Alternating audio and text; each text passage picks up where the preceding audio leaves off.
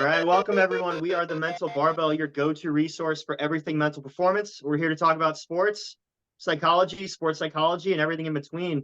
Welcome to the ultimate mental performance journey. Welcome to the Mental Barbell. I am Ian. I'm here with my co-founder, Chris. Chris, how are you, my friend? I'm good, Ian. How you doing, my man? I'm doing well. Just enjoyed opening day in baseball this past week. Yesterday, actually. A lot of interesting news coming out of baseball these days, it seems. But are you a big baseball follower? Oh yeah, big. Grew up a Yankees fan. Born in New York. They were the team, always the team to beat. Sorry, Mets fans. You had your chance back in the 2000s. Hopefully, you keep on trying to be relevant. But yeah, big fan. Glad we got the win. Great to see Juan Soto. Really loving being in the outfield with Judge. So day one as a Yankee fan's going great. Yeah, it's got to be an awesome time to be one of those players too. The first day you've prepared all the off season, you've had all your spring ball, your training camps, and then you finally get to step out on the diamond that first day. It's got to be a good feeling. But I bring it up because there's a lot of scandalous news coming out of baseball with Shohei Ohtani and his translator and some of the betting scandals. So I thought we could kind of kick it off by talking about that and what some of your thoughts are on that situation. Yeah, right. Crazy scandal, of course, right before the season. So let's build the drama while we can for the MLB. Um, what's interesting, one of the things I thought about was the impact this has on his teammates, right? So we think back to when he was on the Angels, right, with Mike Trout, who was a dedicated Angel, through and through, regardless of their record, regardless of him playing out of his mind and his team, just not matching that and always losing. Mike Trout always played with his heart, right? So as a teammate, I couldn't imagine, and feel free to put your opinion in here. Like, what is it like hearing that someone who's this god who's pitching and hitting is now possibly throwing games to win money or changing his play based on getting a monetary value outside of the game? Yeah, absolutely. And it to the point of the team dynamics, when you already have somebody, I think his contract is 700 million, if I'm not mistaken. So if you have somebody making that kind of money on your team anyway, and they're potentially doing things that hurt your team or that are not necessarily aligned with the goals of the team, I think that's a really dangerous place to be. And you're even seeing this kind of manifest in college sports too, with the introduction of the NIL, the name, image, likeness policies. So some star players are getting big payouts, big checks, whereas your walk-ons, your people struggling to make the team aren't, and they have to have part-time jobs and things like that. So it definitely, I think money in sport has always created some tension.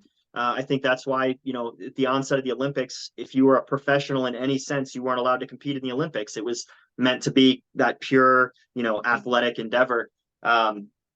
And I know, in the psychology research, we talk about intrinsic versus extrinsic motivations all the time, and money is a huge extrinsic factor. So what role do you see in money and kind of the future motivations of athletes? Yeah, right. That's a great question. And we'll kind of take it with the college sports first and then go to the pros. But with the college kids, with the NIL coming up, um, exactly what you said, right? Are you're on a team, we'll go with basketball, right? 12, 15 kids. One kid's getting, so much money for having this big brand, and the other one, like you said, might just have to go work a part-time job, right? I think when we look at players, right, and teammates, is that person still putting in max effort, even though they're getting all this external um, profits and just external feedback, right? Positive external feedback through money. Are they still showing up every day? And can I trust that person to put in 100% when it counts, right? That's the big message to get over. And the other part, too, is the teammates who use their clout to help others, right? We've heard so Mm, many stories of, hey, quarterbacks who get a deal with a food company or a restaurant, and now they're bringing their linemen out 2, 3 times a week as a thank you, right? Or getting food catered for late night study or film reviews, right? So I think, not to quote Spider Man, but with great power comes great responsibility, right? sure. So when you have that type of clout, what are you doing to continue to promote that within your team, right? And give those Yeah. players, your teammates, just that, hey, we're thinking about you, right? Um, I don't remember which WNBA player or NCAA women's basketball player it was, but she gave Beats headphones to the men's team, right? It's like, hey, Mm, you guys working hard. Here's my clout. Let me help you guys and give you guys something as well, right? yeah, So on the I player like that. side, I think that's the way to look at it. And then the coaches, kind of the same thing. How do you manage those moments? How do you build a team knowing that you have developmental guys who may want to jump and go to a different school because they're able to offer everybody on the team something through the NIL, So that offers a lot of different perspectives you have to worry about, I think. Yeah, I think you're spot on there. In the way that athletes are recruited has changed, the way that they're developed has changed. But I think you hit some great points there about that the NIL isn't necessarily exclusively bad for teams. You can use it in a way that enhances your team. And something I would, this is kind of a cautionary tale to those athletes that are seeking NILs, but this is also a positive story for those that don't have it, and that's the idea of it's called the over justification effect in sports, and that's the idea that if you truly love to do something, if you're really intrinsically motivated to do it, if you then start getting paid or overpaid to do things, that love of the game can come under fire, can come into jeopardy. So if you're somebody that does have, and I'm speaking to our audience here, but if you're someone that does have a big contract, or you're at least looking towards a big contract, it's really important to maintain that love of the game. You're not doing it for the money, and creating a really strong sense of purpose behind why you play. I think that can be a protective factor against some of that over justification effect. But we've heard, speaking of coaches, Nick Saban was speaking in front of Congress a little bit to talk about exactly what we're saying here of how coaching has changed, recruiting has changed. So Chris, if you were working with a coach, what would be some of your recommendations in helping athletes navigate through the NIL? Yeah, that's a great question. I think, it starts with getting to understand your players on a personal level, right? Are they people who are motivated through and through?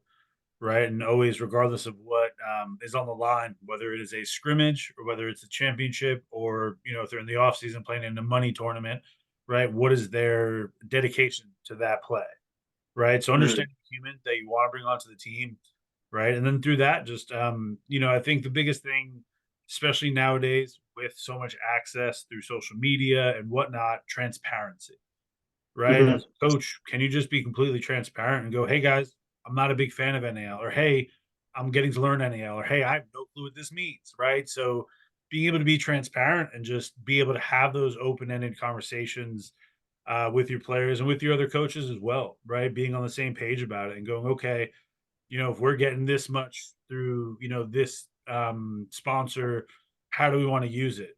What do we Mm-hmm. want to do with it? How can we, right? And exploring those things together might be the best way to go through these muddy waters right now.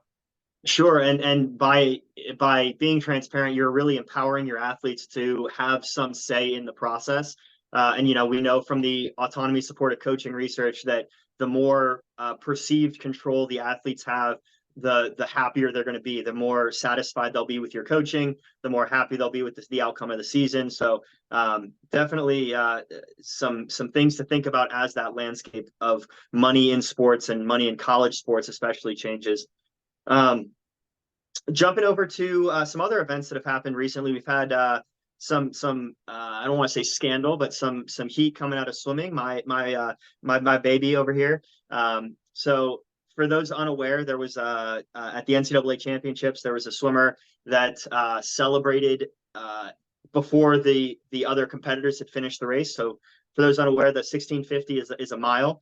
Um, and so there's often quite a bit of separation between the person that finishes first and the person that finishes last.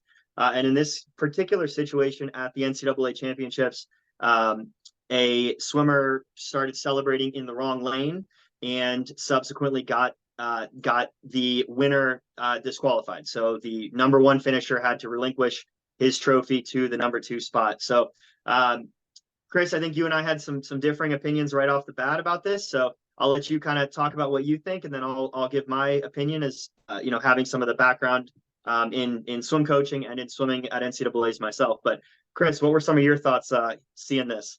Yeah, right. So as someone who, swims in the ocean for fun, right? And not really knowing about the competitive world of swimming beyond the face value, right? At first, I thought it was kind of silly that it was relinquished. Like what is the big deal?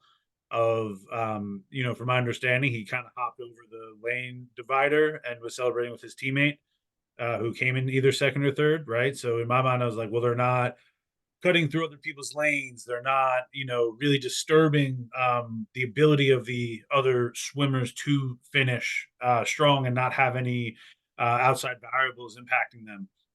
So at first, right, that's where I sat. And then based on our conversation, right, I kind of realized this is kind of the educational bias popping in, right? Without knowing a lot about the sport, it's easy to go, huh, well, that rule is kind of dumb, right? Same way that I imagine someone who's not too familiar with football can go, why? Because that wide receiver didn't line up on the line, they're ineligible. That's kind of silly, right? Mhm. So that's where I initially fell. And I'll kind of let you parlay that into your opinion.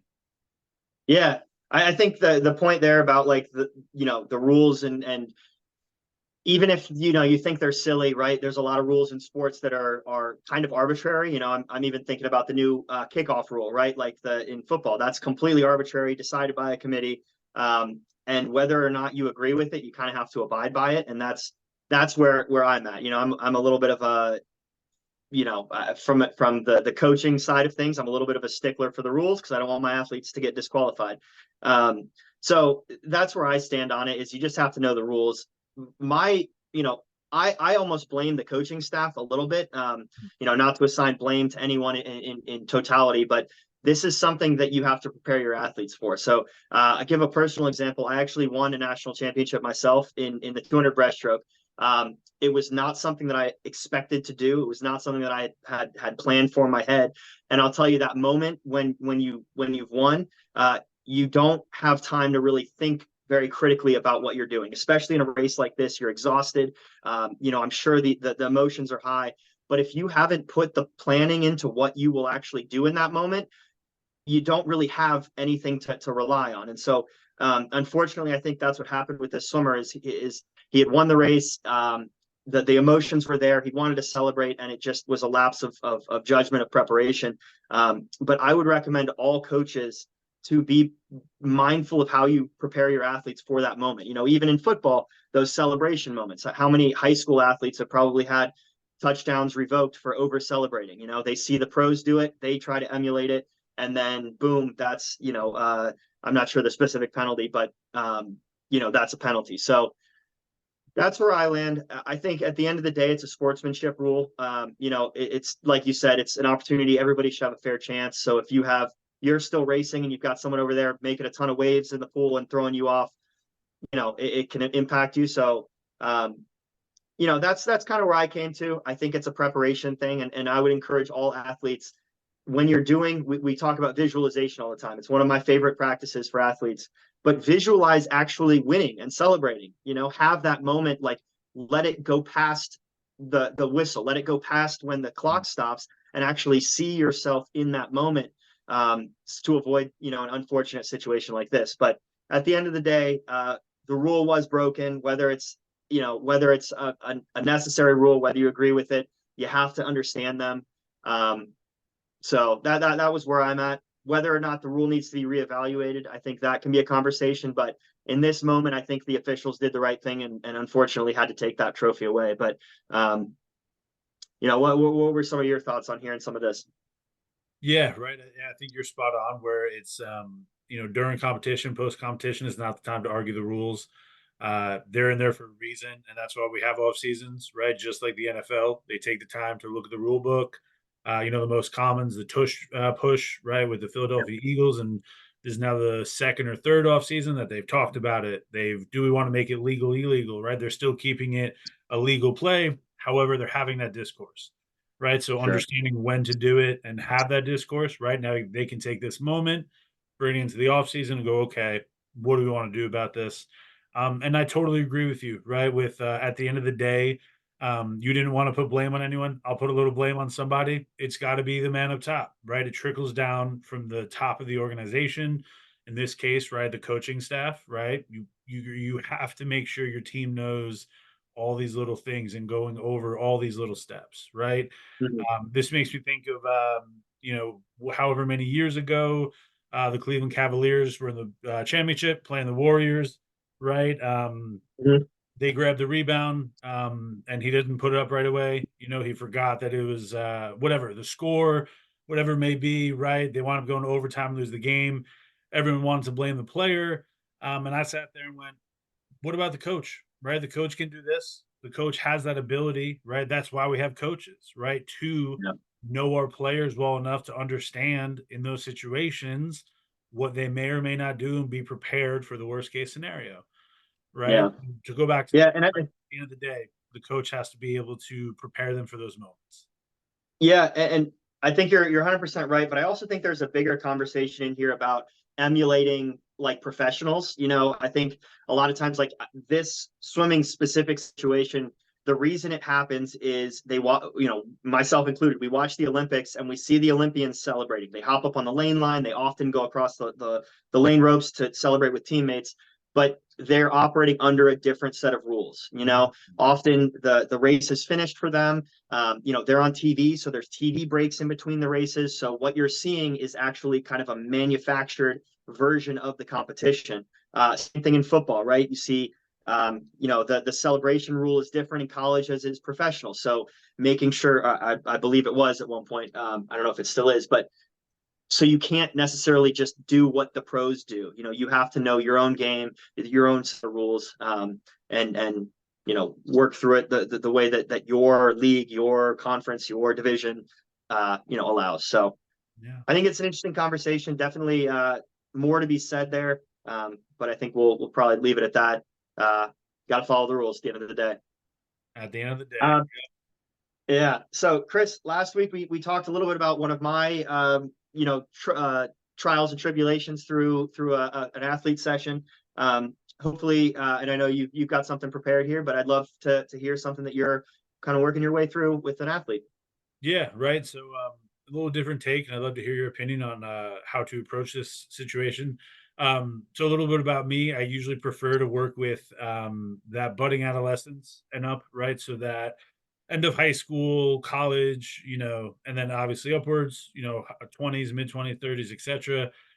So I found myself recently with two new clients, 11-year-olds playing baseball. So they're in that little league age still, right? So I'm curious to hear from your end. What would be your approach to starting that relationship with clients in that age range, right? That youthful 10 to 14-ish range, we can say.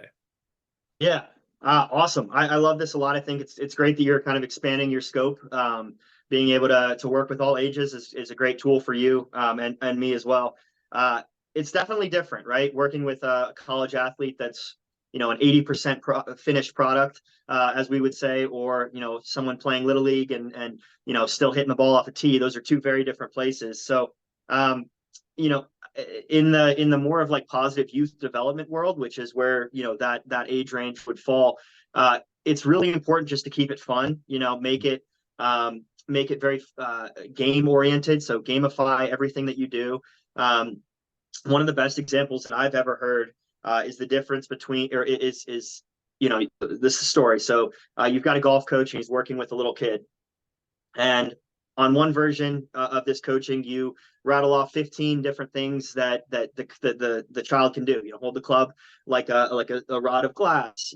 Swing your hips back, plant your feet, make your eye contact through the ball. All these things. A traditional golf lesson. Or you hand the kid a club, you hand him a ball, and you say, "You see that fence 150 yards over there? No one's ever been able to hit it that's been under 10 years or 15 years old." And just in observing those two children, the first child is going to be a lot more frustrated because there's too much higher order thinking. Whereas the second child is just going to have fun. They're going to go out there and whack the crap out of that ball all afternoon. And you know what? They're probably going to learn, how their body works, how to create torque, how to hit the ball farther.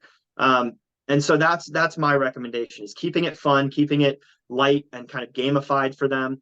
Often you're going to have, in my experience with children, you're going to have a harder time having them sit still. So it's helpful to, if you're a baseball player and you're comfortable with it, go out and do some long balls with them, throw a ball with them, making it as interactive as possible, I think are some good strategies for you. Yeah, awesome. And what I'm hearing too is a little bit of expanding the margin of error, right? So for the kid Mm, trying to rip it to the fence, like whether it goes straight, left, right, if it's getting to the fence, it's getting to the fence, right? mhm. Kind of making sure that we don't put too much pressure on them to be perfect while working on developing those skills. Yeah. And like you're saying, don't move the goalpost, right? So if you Mhm. told them hit the fence and they hit the fence, but it went off to the right, now don't say, okay, now do it this way. Like celebrate the win, give them that victory, and then start stacking victories, and then they're going to be the next Tiger Woods. So, or the next, Derek Jeter. So, um, those would be my general ideas. How is your interaction with the parents? How is that involved, or how does that work?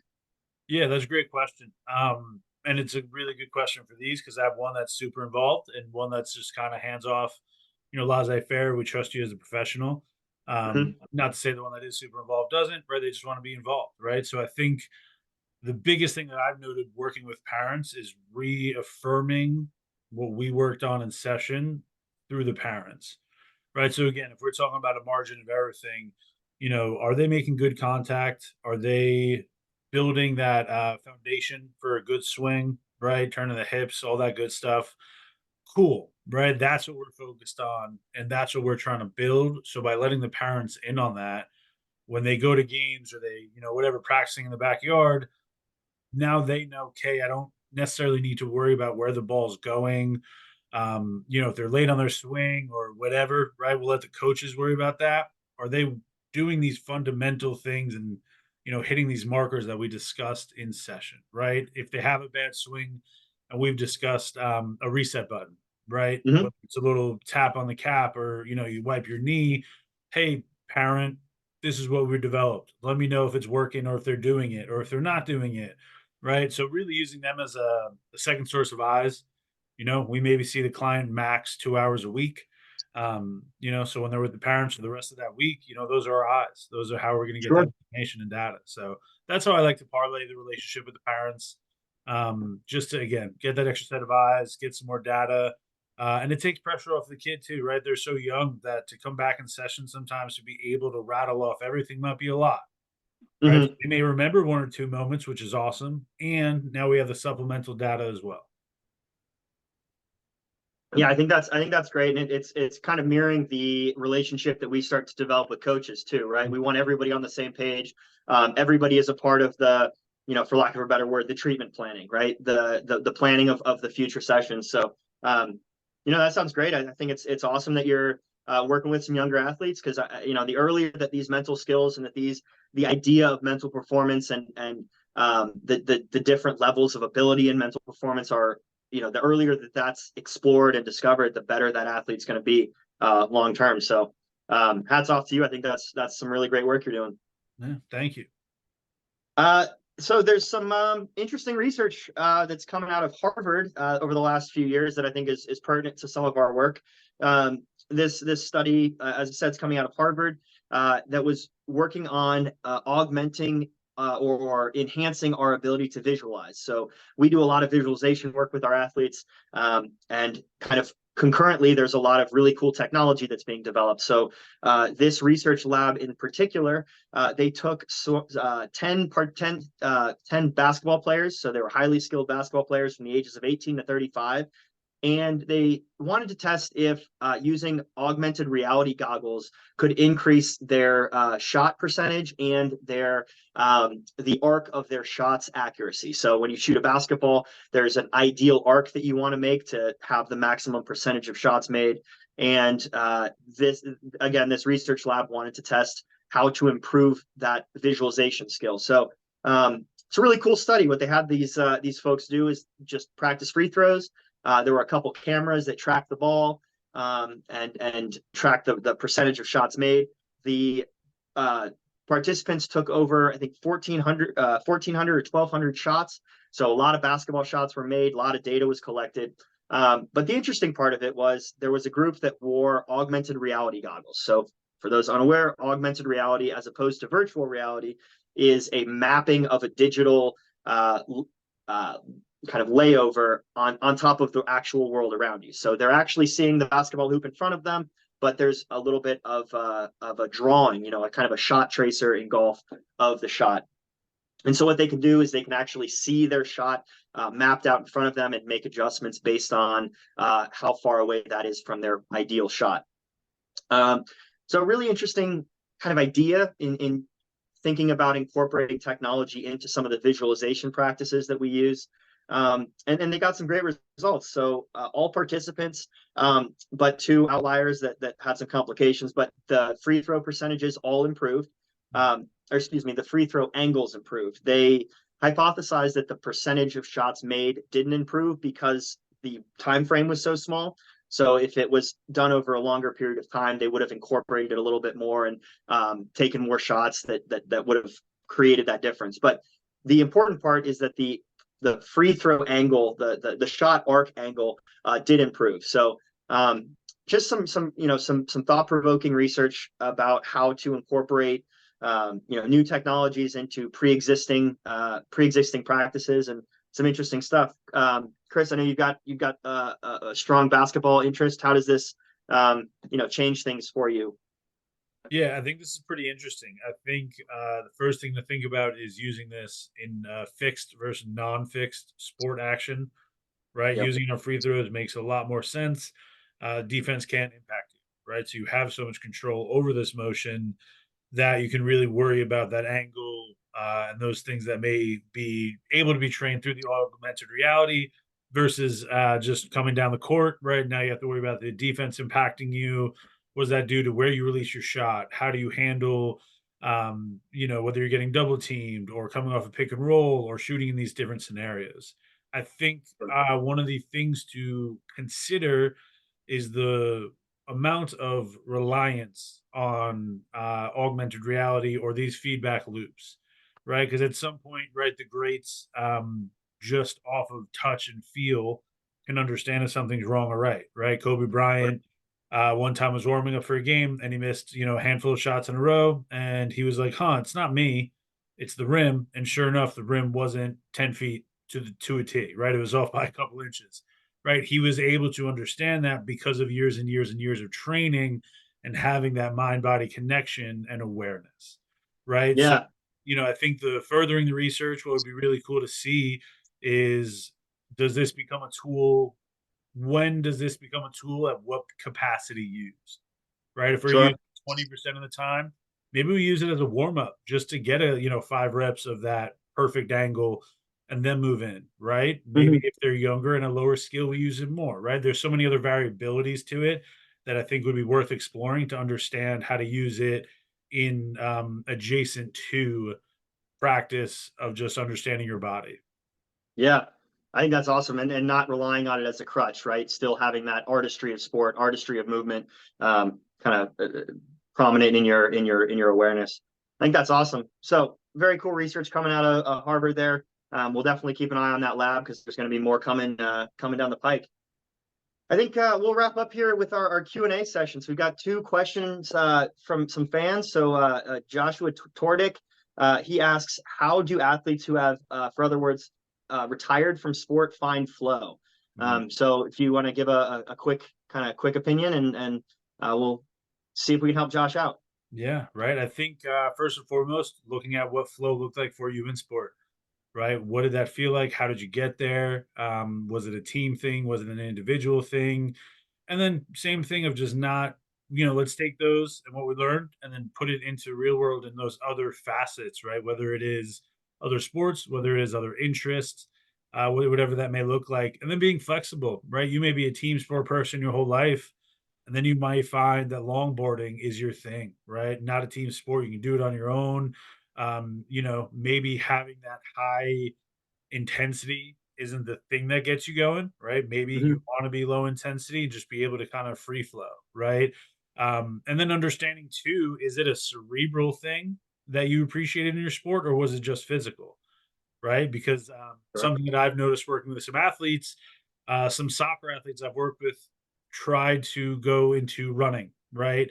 And found that the cerebral side of running was not feeding how much brain energy they needed to use in this position, or in this scenario, they were defensive midi, right? So, Mhm. so much processing and abilities and understanding and so much more going on in the brain that going to running physically maybe met where they were at, but did not hit that physical challenge, right? So Sure. thinking about what gets you to go in mentally, right? What about your sport did you like? Was it simple, right? You had one task to do, go do it. Did you like to break down a lot of things? And then just trying to mirror that in the future, and explore, right? Something I tell everybody, if you can go out and find whether you did or did not like something, that's a win, right? Mhm. It doesn't always have to be, oh, I love this, so it's a win. Guess what? If you didn't like it, you just learned. Cool. Yeah. Crocheting isn't for you. Awesome, right? Let's Yeah. move on to the next thing, see what that is. And just have an open mind, right? Have an open mind to everything, go in with a good spirit and just find out. Yeah, I think it's also important to understand the structure of the flow experience. Mm. So in the research, there's a great book called Flow by Mihaly Csikszentmihalyi. I'm sure I butchered that name, but I'll put a link in the YouTube description.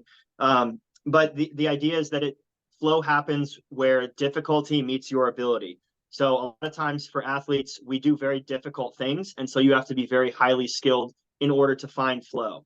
There are a lot of tasks that don't require a lot of skill that you don't have to be very good at to find flow. So, Dr. Csikszentmihalyi talks a lot about painting. Painting is something where you can really immerse yourself in, but you don't have to be very good at it. So, understanding that it's really just the byproduct of complete immersion in a task. So, I would even go so far to say the idea of highway hypnosis is a form of flow. Has anyone been driving on the highway and not necessarily unconscious, but you let your mind wander a little bit and then you kind of come back to? That's a form of flow in and of itself, right? You're so immersed in the task that you're doing that you don't have awareness that you're doing the task. And so I would recommend, Josh, that you kind of expand your idea of what flow really is. It's not necessarily that peak performance moment, but it could be something as easy as riding a longboard down a hill, or surfing, or floating in a swimming pool and just kind of being lost. So those are my thoughts. I think you had some great insights there. We move along to our last question here. A gentleman approached me in my gym. I am sorry if you're watching. I'm blanking on your name. You'll have to remind me next time we talk. But he had a great question about mental blocks. So the example he gave me was that he was able to do a backflip. He trained his way up to do a backflip, and then all of a sudden, there's that moment where right before he's about to hit triple extension and do that backflip, his body kind of stops. And so he was asking me what strategies, recommendations I had. So very quickly, I told him about some different forms of visualization, how to get into that kind of meditative, relaxed state, and work through the different components of the backflip. And then, like we talked about earlier, celebrating the backflip, celebrating finishing it, feeling the emotions that are there, working your way through that mental block through your visualization can help you kind of break through it. But if you had any extra thoughts or perspectives for the gentleman. Yeah, no, I think everything you said is pretty spot on. And the way I kind of look at these moments is, right, we're turning what was otherwise an autonomous movement into a more conscious, heavy movement, Mm, right? So that's the framework that we have to rebuild, right? As our side on the mental performance coaching side, right? How do we turn that back into autonomous? mhm, The two approaches I use, kind of funny, are opposite sides, very polarized. One being getting them in that moment with through distraction, right?